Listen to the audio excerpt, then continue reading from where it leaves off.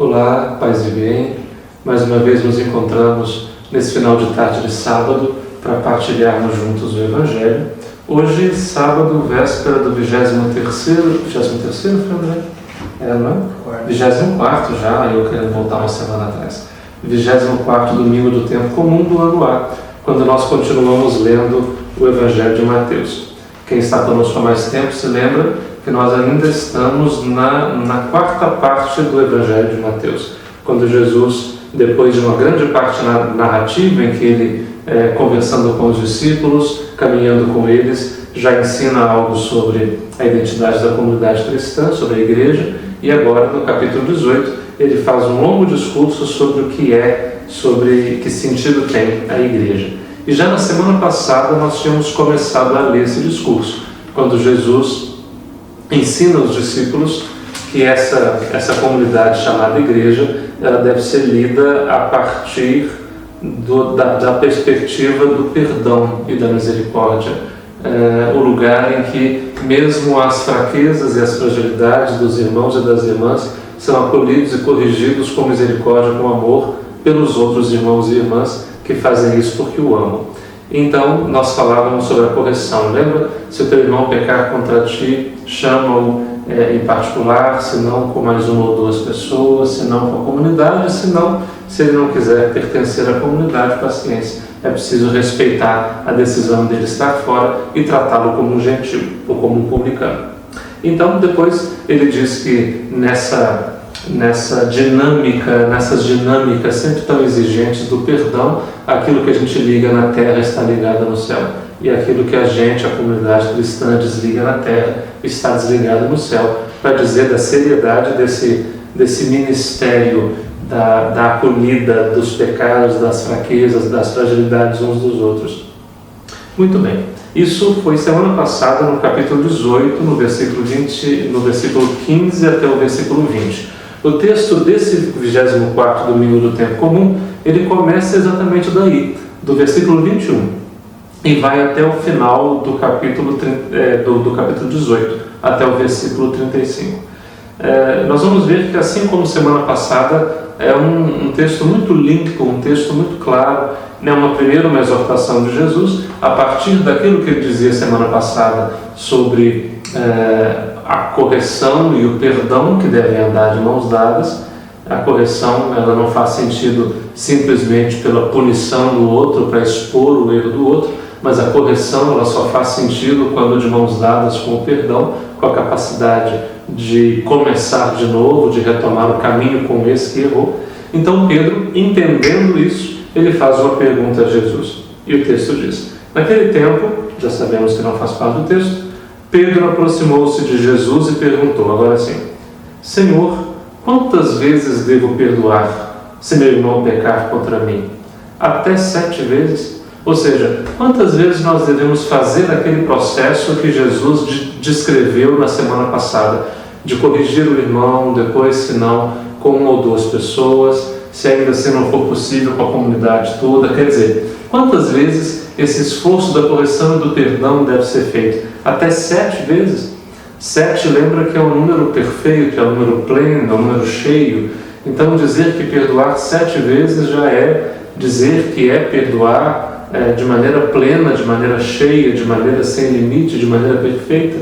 E Jesus, não satisfeito com a conclusão de Pedro, que era até 7 vezes, ou seja, sempre, ele diz, num superlativo ainda maior, né?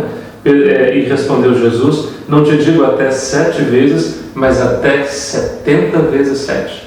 Ou seja, 7 vezes 10 vezes 7, né? Quer dizer que é o cheio vezes o pleno, vezes o cheio vezes o pleno, para dizer que não tem limite. A capacidade de perdoar não devia ter limite. E aí é engraçado como que, não só no confessionário, mas no atendimento às pessoas e nas conversas que a gente tem entre nós também, com pessoas que a gente confia e que a gente ama, o quanto é comum que a gente lamente e escute esse lamento do quanto é difícil perdoar, do quanto é difícil como que retomar o caminho depois de sofrer um gesto de incompreensão, um gesto de condenação, um gesto de violência, depois de oferecer às vezes o melhor que a gente tinha e receber de volta a incompreensão e a ingratidão. Como que é difícil retomar essas relações, às vezes quebradas pela ofensa, pela mentira, pela violência.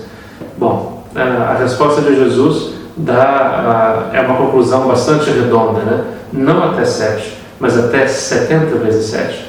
E aí ele conta uma parábola, e a partir da parábola ele espera mostrar a Simão Pedro, e assim como lá no capítulo 16, assim como no 17 e agora também no 18, nós já sabemos que Simão Pedro não é tanto um homem só, uma pessoa só, mas é uma personagem que representa a comunidade cristã inteira.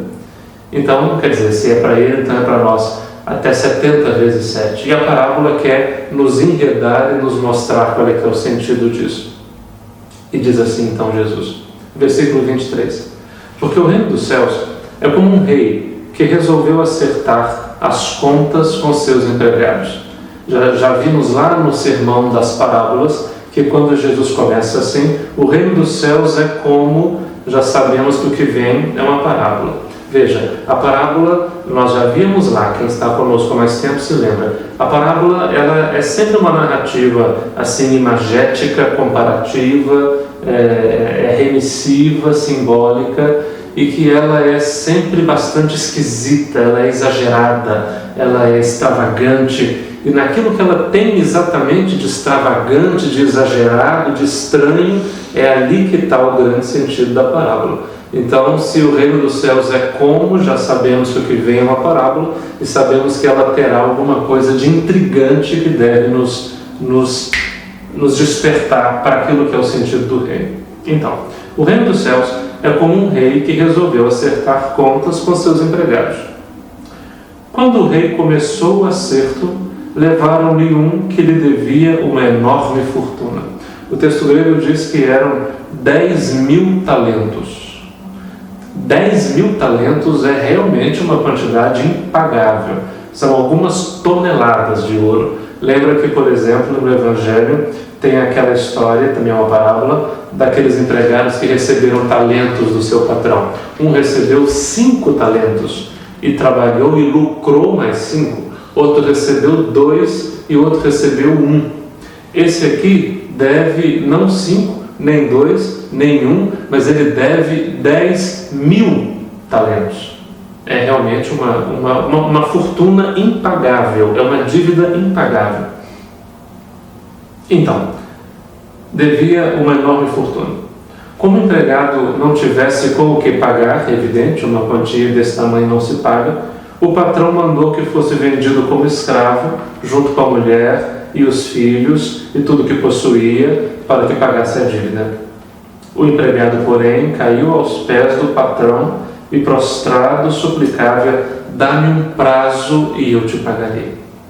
Diante disso, o patrão teve compaixão, soltou o empregado e perdoou-lhe a dívida.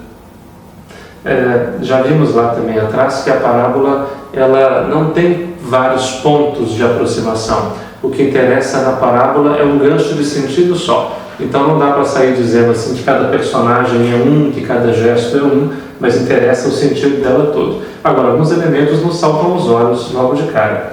Primeiro que começa dizendo que é um rei, depois termina dizendo que é um patrão, ok? Veja que o empregado pede um prazo, mesmo que a dívida seja impagável, ele pede um prazo com a intenção de pagar. O patrão, ou o rei, percebendo que é impagável a dívida, ele não dá o prazo, ele perdoa a dívida.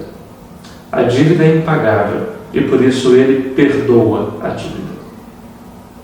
Ao sair dali, aquele empregado encontrou um dos seus companheiros que lhe devia apenas 100 moedas. O texto grego diz que eram 100 denários. 100 denários é uma quantia, não é tão grande assim, é bastante irrisória comparado com os 10.000 talentos que ele devia. É alguma coisa como 100 dias de trabalho, né? É isso que ele devia. 100 denários, 100 moedas. E ele o agarrou e começou a sufocá-lo, dizendo: paga-me o que me deves. O companheiro, caindo a seus pés, suplicava: dá-me um prazo e eu te pagarei. Veja que a cena é igual, né? A do patrão com esse empregado e do empregado com o colega que lhe deve alguma coisa. Mas o empregado não quis saber disso. Saiu e mandou jogá-lo na prisão até que pagasse o que devia. Vendo o que havia acontecido, os outros empregados ficaram muito tristes e procuraram o patrão e lhe contaram tudo. Então o patrão mandou chamá-lo e disse: empregado perverso, eu te perdoei toda a tua dívida porque tu me suplicaste. Não devias tu também ter compaixão do teu companheiro, como eu tive compaixão de ti? O patrão indignou-se e mandou entregar aquele empregado não mais à prisão, mas aos torturadores, até que pagasse toda a sua dívida, ou seja, nunca. E é assim, aí em Mateus, com a velha ameaça que ele faz no final sempre. É assim que meu Pai que está nos céus fará convosco, se cada um não perdoar de coração o seu irmão. E é assim que termina o capítulo 18. A parábola é sempre assim, intrigante e mordente, né? E essa é de uma clareza transparente. Veja, eu fico pensando por que a gente às vezes ainda insiste na cobrança de certas dívidas que são impagáveis. E não é raro, se a gente olha para nós e também conversando, escutando as pessoas, não é raro ouvir isso. Gente que passa uma vida cobrando dívidas que são impagáveis. Para que a gente faz isso? Será que é apenas porque é confortável sentir esse estar nesse lugar em que alguém me deve alguma coisa? Sentir-se confortável nesse lugar de credor, como se estivesse sempre um degrau acima do outro, porque o outro me deve alguma coisa, o outro me deve uma palavra que não foi dita em algum momento, o outro me deve uma verdade que ele não disse em algum momento da vida, o outro me deve um pedido de desculpas porque ele fez comigo isso e aquilo em tal momento.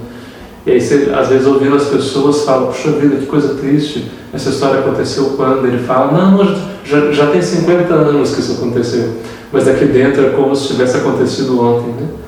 E a gente passa, às vezes, assim, boa parte da vida esperando pelo pagamento de uma dívida que não vai vir nunca, porque às vezes a dívida só existe para mim, às vezes a dívida nem existe para o outro, ou mesmo que exista, a dívida raramente vai poder ser paga, porque afinal de contas, qual é que é o preço de uma verdade que não foi dita?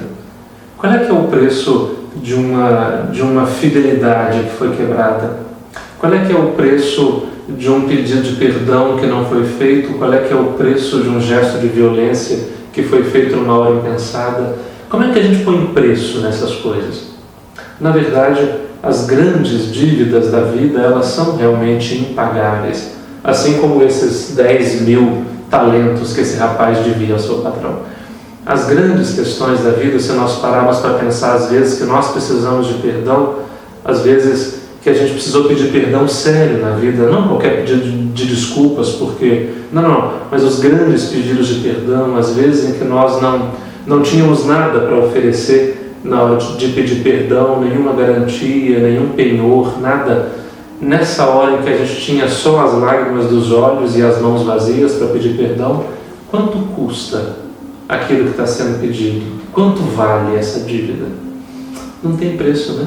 Não dá para botar preço nessas coisas. Então, por que será que a gente às vezes passa a vida esperando pelo pagamento de uma dívida que não tem preço e que é impagável? Ora, a decisão mais sábia diante de uma dívida impagável é perdoar a dívida. Se a dívida pode ser paga, tudo bem, a gente espera que ela um dia seja paga, mas se a dívida não pode ser paga, ela só pode ser perdoada. Ah, mas a ofensa era grande demais. Pois é, exatamente por isso, porque não tem conserto, é exatamente por isso que ela deve ser perdoada. Porque se ela tiver conserto, bom, vamos consertar. Mas porque não tem, por isso ela só pode ser perdoada. Não tendo com o que pagar, o patrão perdoou-lhe a dívida.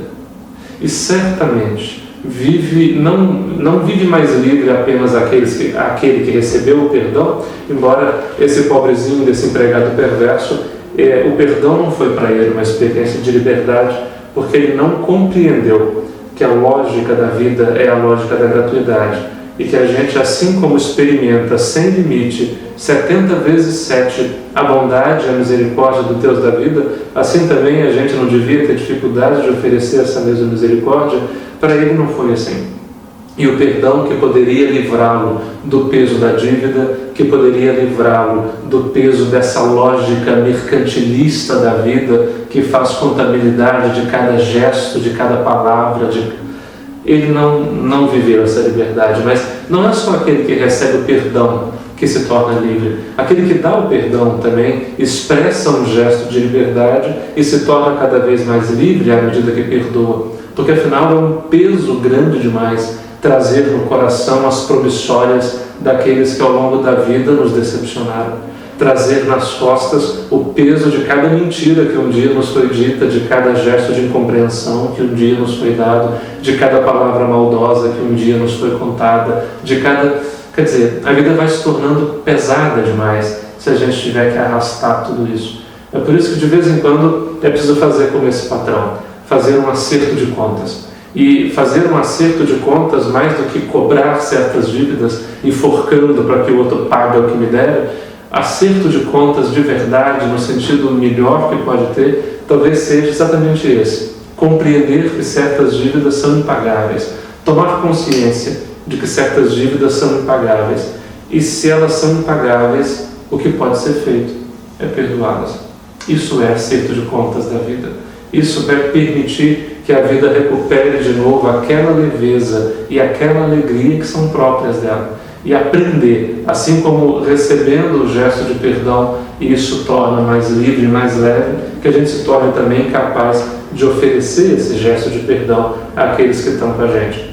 Lembre-se que esse texto está no capítulo 18, ou seja, é um traço identitário da comunidade cristã. Para Mateus, a igreja é esse lugar dos acertos de contas da misericórdia. A comunidade é o lugar que nós temos porque nós ali recebemos o perdão de Deus diante dos atropelos e dos tropeços da vida, ali também é o lugar de nós podermos nos exercitar nessa arte exigente de perdoar. Mas é uma exigência que vale a pena, porque ela cava em nós espaços de liberdade, espaços de fraternidade. Portanto, interpelados nesse final de semana por esse texto de Mateus, que a gente possa fazer um acerto de contas com a gente mesmo e perceber o quanto a gente tem acertado ou não as contas com a liberdade da nossa vida e o quanto nós temos sido ou não capazes desse gesto de liberdade, de pedir e de oferecer o perdão, sabendo que cada vez que a gente faz isso, significa rasgar as promissórias de certas dívidas que são impagáveis e que por isso mesmo isso torna mais leve a vida e nos torna menos escravos de certas cobranças que jamais serão satisfeitas porque não tem sentido de ser satisfeitas. Que sejamos capazes de pedir e de dar perdão com gratuidade, com generosidade, não 7 vezes, mas até 70 vezes 7. E que essa generosidade na capacidade de pedir e de oferecer perdão seja cada vez mais um traço distintivo, identitário de nossas comunidades de fé, de nossas famílias, de nossas relações todas que nós cultivamos ao longo de uma vida inteira. Paz e bem.